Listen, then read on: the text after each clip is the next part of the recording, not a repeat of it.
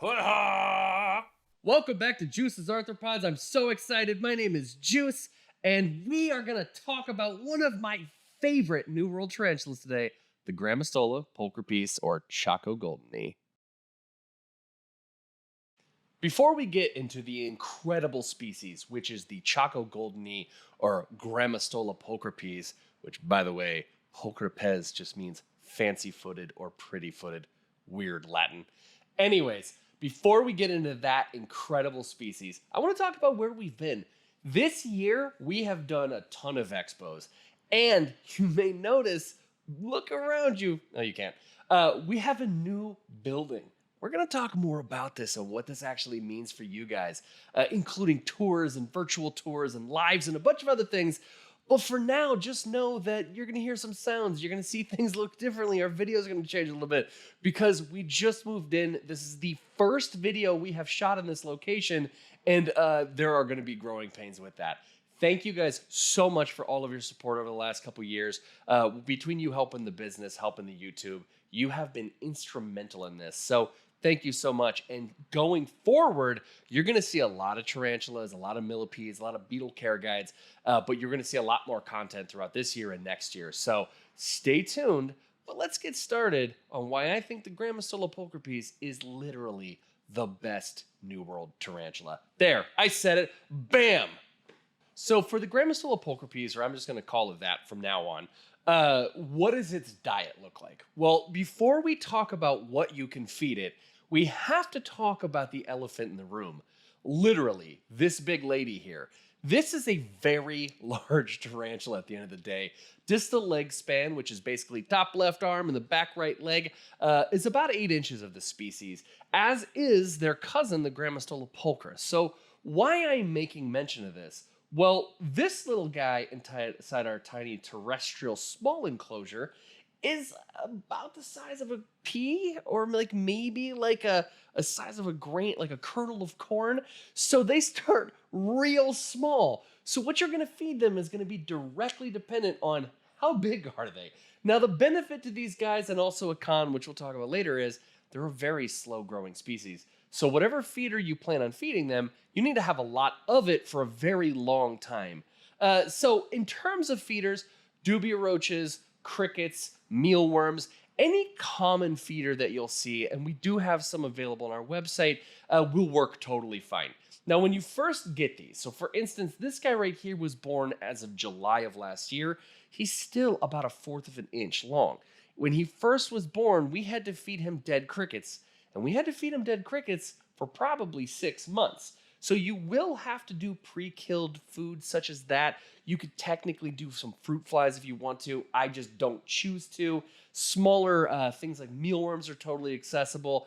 But when you get to the larger versions of these guys, like this big mama here, you got to feed them adult dubia roaches at like the smallest size feeder. I'm feeding her superworms, hornworms, and 2 adult male dubia roaches about once every 3 to 4 weeks. She doesn't eat a lot because of the fact she's an adult female, but anything that's commercial, just know how big is the actual opistosoma of this, or abdomen of the tarantula. You just don't want to feed anything bigger than that. As long as you just stick to those rules, you'll have a very healthy Grammostola Pulchripes at the end of the day. Next, let's talk about care. Care is one of the #1 reasons why I feel the Grammostola Pulchripes is hands down the easiest starter tarantula of all times. Now, there's going to be a lot of people in the comments that are not going to like the fact that I am recommending such a very large tarantula for a perfect starter tarantula. However, this species grows at a rate that it grows with the person who's the keeper. What I mean by that is sexual maturity for this species is anywhere between 3.5 to 4 years. Adulthood takes about that long. They don't even get about 5 to 6 inches until year 3. So you have a very long time to adjust at the end of the day to this species. Now, the reason that I recommend this species is because honestly, it is a very, very hardy species. Having come from Brazil, it has a wide range of the areas that it's in, from arid to really high humidity. So your amount of failure rate is much lower than something that's, say, like an avicularia that has a very high humidity necessity. To keep this species happy, all you really have to do is just miss the enclosure maybe once a week, overfill their water dish. Now, it's important to know that I am in California with a consistent 50 to 55% humidity. Temperature ranges anywhere between, say, 50 degrees at the absolute coldest it gets on the days during the wintertime to, let's say, 95 degrees in the summertime. But on average, it's about 75 to 80 degrees. I keep mine at that, and we'll talk more about that later, but it's important to note that depending on where you live is going to be dependent on your humidity, which we'll go into more later on. That being said, this species, really the biggest thing that you need to worry about is having an enclosure large enough for it inevitably. Now, you can do like I do, and you can scale from the smallest enclosure, and we do have them available at juicesarthropods.com. Promotion. We do have them available, everything from the smallest to the medium to the large, and this will be totally fine for this big girl. But if you want to give them something bigger, that's fine. It's just very important that you go wide and deep, not tall, because I don't know if you can see the butt on her. This thing is huge, and they suck at climbing, and they will burst like a grape if you put your enclosure too high. So the phrase, the sky's the limit, literally doesn't apply to these guys. I would not do any higher than this, and I will link below in the actual description exactly the size that you want as the maximum amount, unless you plan on doing some ridiculous enclosure with way too much soil that is totally unnecessary. In terms of humidity, it is important that you don't worry about it. I know, especially if you're a reptile keeper and you're watching this, you're just cringing right now. Most often, what kills tarantulas more than anything else is habitually concerning yourself with things like humidity. Just missed their enclosure, not the spider. Man, that would be horrible if you were covered in ears and someone just sprayed you in them, okay? You want to spray the enclosure a little bit, maybe like once every couple weeks. What you want is you want the soil to be damp, not wet. Now, the reason I want to mention this when it comes to humidity, this enclosure is not mine. And I'm not talking poorly about this enclosure. I'm going to talk poorly about the lid of this enclosure. This lid holds way too much humidity.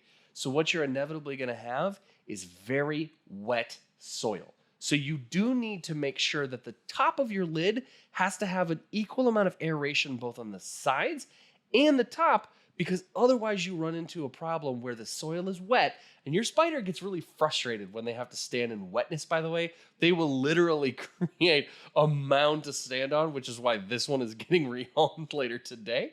They will stand, like you see here, on this cork bark, and they just won't move from that spot. So it's important that with humidity, you have a high humidity, but you don't have the soil wet. If you can stick your finger in it without being attacked by the tarantula, and also a little bit of soil comes back, that's totally fine. Just don't let it get bone dry at the end of the day, and you'll be totally fine. To avoid the issue with humidity, just overfill the water dish. Well, juice, what does that mean? Take your water, pour it for 3 seconds while it's overfilling, right? So 3 seconds above the top, and then leave it alone, and you'll be totally fine. Now, the next best thing about these tarantulas is, man, they are very long-lived. Now, maybe you say, Juice, I don't want a long-lived species. Get a dwarf tarantula. Don't get this one. This one is going to live, for the males even, anywhere between 5 to 7 years, and the females can live upwards of 25 years. Now, what is important to understand about those numbers I just gave you is they are an average off of people's anecdotal evidence plus wild-caught specimens or even figures that entomologists give in the wild. I have seen people that hold 25-year-old species where that's their maximum cap, live 3 to 5 years older than that. My mature male curly hair was supposed to die 2 years ago, and they're still totally fine. So when you're talking about a long-lived species, do not use 25 in this scenario as at 25 they'll be dead. It could be a lot longer. So why that's important is you need to commit right now. I am 38. I'm going to be nearly 60 by the time this spider is long gone. So it's crucial that you realize that you are committing to a species that will outlive some people. So keep that in mind. Next, let's talk about fecundity, or how many babies do they have? Well, the beauty of tarantulas is if you don't want babies, don't buy them wild caught female, or just don't pair them. They're not going to just have babies. I've had people before say things like, I think they're laying an egg sac, but I didn't pair them. If it's a wild caught spider, it's probably gravid. It just is going to happen that way because guess what? The males wander around to burrows and try to pair with the females. And then the female says, yep, I'm down, or no, I'm not down. So if they're sexually mature, the chance of them being paired are pretty high if they're wild caught. Now, with a captive bred species, like everything that we actually sell on our website, you will never have to worry about that, which means you don't need to worry about how many babies they're going to produce unless you want to. If you don't want to, skip to the next tab. If you do want to, stay behind for a couple seconds. You ready? They have a lot of babies. Dude, we're talking, I had 225 babies from this female. Why that is important to you? This is a 4 years before sexual maturity, 200 baby spider. Let's say 175 on the small end, right? You were talking about individually feeding 175 to 200 vials. I hear people complaining about like jumping spiders that they have to feed of. Problem is with these guys, the second they hit that eggs with legs, next insert molt, you got to get them out of there or they're going to start eating each other. So you are talking about a commitment that you better have a pet store or somebody you can hand off a lot of these because these guys were born last July and I still have 75 of them. So keep that in mind if you plan on breeding them, that they are prolific breeders. Next, let's talk about pros. Oh man, I am stoked to talk about this. Let's go with number one. This is the perfect size of a tarantula. For me, I don't know about you. I love a big spider. And this is a big spider. She's pretty large. Even the males may not get as thick as she does, but they're very big when they get to be adults. So you're talking about a fantastic, gentle giant that is going to be not only an incredible spider to keep at your home for everybody that walks in and screams, but it's also going to be an impressive enough species that just by looking at it, you know you got a tarantula. You also, and this is another piece to that big spider thing, you can't lose them and they don't hide. She's not hiding. She doesn't have any reason to hide. She's freaking huge. You want to mess with her? She's got fangs as long as my fingernail. She's going to bite you so hard if you try to grab a hold of her. Not you, of course. I'm talking about animals. She is a gentle lady. But a giant spider is a best spider because it allows them to be kind of on the slow side. They're still fast when they want to be, but they're just not the kind of spider that you really have to worry about bolting up your wall at the end of the day. I'm going to give you guys a little tip on this next pro. You've all heard of the Grammostola Pulchripes or the Brazilian black tarantula. And everybody will put that spider on their top 10 list. And seemingly nobody puts this spider on their top 10 list. I'm going to give you a little secret. They're the same damn spider in everything but color and species. Great personalities. They are the, I guess in this scenario, the brown labs of the spider world, as they call the Brazilian black, the black labs of the spider world. They are just as gentle and I'm using loving from your end of a spider as anything could be. And you know what the best part is? This spider cost you $30. A pulcher cost you over $100. And my adult female Grammostola pulchra cost nearly $800 to $1,000. I got this big lady from somebody who just didn't even want her for $400 as a breeding female. So when it comes to which spider should I buy, I am going to always pick this one.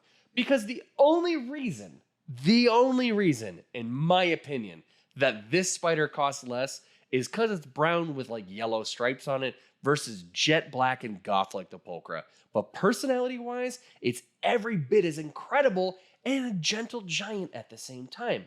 Why else do I love this spider? Well, it's obviously because it's so easy to keep. I mean, we talked about it under care, but this spider it cost me $6 a year to feed it. Can you get a cheaper pet? I don't think you can. And once you get a big box for it, they're pretty chill. They don't really have high needs. Create a bioactive enclosure and make sure that you have lots of things in there for it. You may notice there's a ping pong ball in this. She rolls it around occasionally just because she's bored, I guess. I don't know what tarantulas are thinking. But what I do know is this is a super, super easy to keep spider. And last but not least, this spider, this is a pro and a con. This spider takes such a long time to become an adult that you have a ton of time to grow with the spider as a new keeper. You really can't mess them up. And I mean, I'm going to knock on wood for you, but I have hundreds of these things, and I have waited a day too long to give them water because maybe the weather was terrible or I was sick with COVID or who knows, right? They were fine. Feed them too much, little chunky, wait a couple weeks, feed them again. They are an easy tarantula to have thrive for you. And if you have issues where maybe you're just worried about a spider growing too fast and I'm worried about rehousing them, well, guess what? You don't have to rehouse them many times because they take so long to get to adulthood. You basically go smallest enclosure, largest enclosure, and there's really no in between with these guys because they take forever to get there at the end of the day. The cons on this spider is honestly, it's very easy. There's only two. Number one, the same thing that makes them a pro for a starter keeper of taking forever to get big is also a con. Most people don't want to wait for their spider to get to adulthood after 4 years. They want it now. This is not the spider for you if you're looking for instant gratification.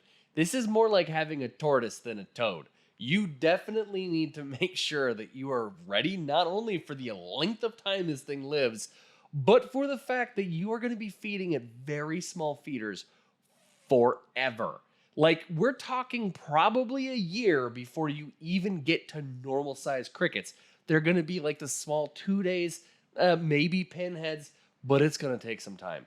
I had these guys eating dead crickets for probably 3 months before I even began to sell them to people because of how slow they are to grow. I had 3 different species that I had paired that grew, had molted from eggs with legs to next instar, had gotten and started selling, and these guys hadn't even stopped the eggs with legs stage. They're very, very slow. So I'm telling you right now, prepare for that. That being said, it also means you don't have to upgrade a new enclosure anytime soon, like some of the bird-eating spiders. And then last but not least for the cons for these guys is ultimately kind of a goofy one. I want my tarantulas to drink water, and these guys are strong enough to not care.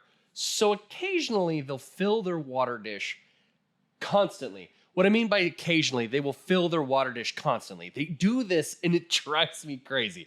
They won't fill it with dirt. They will fill it with moss or something else, or a plant or a ball or whatever. And you're like, hey, sweetie, I just want to give you some water. And then you do that. And then you know what they do? They don't care. They'll flip their water dish over. They will fight you. If you try to move anything in their enclosure, they will literally grab your tongs and pull the tongs. They will sometimes pull whatever you grabbed out of your hands because, well, you can't use your fingers. You have to use tongs because it's a big spider with big teeth, and the last thing you want to do is piss it off. So instead, you've got this extension of yourself that you're constantly trying to grab things, and she or he doesn't give a shit. So she's just going to keep pulling it out of your hands. So I guess what I'm saying is, be prepared to constantly get in arguments with a spider where you're just arguing with yourself. So enjoy that. That's my last con, is they'll drive you nuts. But you will love them the entire time because these are, and always will be, in my opinion, the hands down, end all be all for the best starter tarantula of the New Worlds. So in conclusion, if what you are ultimately looking for in a tarantula is something that's easygoing, has a lot of wiggle room in how you can take care of them, is going to be a big old fluffy girl or boy, is going to have a great personality and ultimately is going to be a pet that lives for over 2 decades, this is the perfect tarantula for you. If you don't want something that lives that long, go with a dwarf tarantula. Dwarf tarantulas only live like 7 years. There's no commitment. You can get them. But this is an incredible, incredible species. And the best part about this species is that I have like 1,000 of them. Please, for the love of God, go to the website right below and you can get them on my website if you live in the United States. Right now, we've got deals going on for them because I have so many of their babies and I'm pairing her again soon. So please help Juice's sanity and go get some of her babies. But really, in all honesty, like this is an incredible, incredible species. And if you've been watching my show long enough, you realize I have not once put my stamp of approval as the best of anything, but this is the best tarantula. Thank you again, Arthro people. And remember, stay safe, stay educated, and of course, and most importantly, stay classy. So thank you again, Arthro people. And remember, stay safe, stay diligent, stay okay. 1, 2, 3.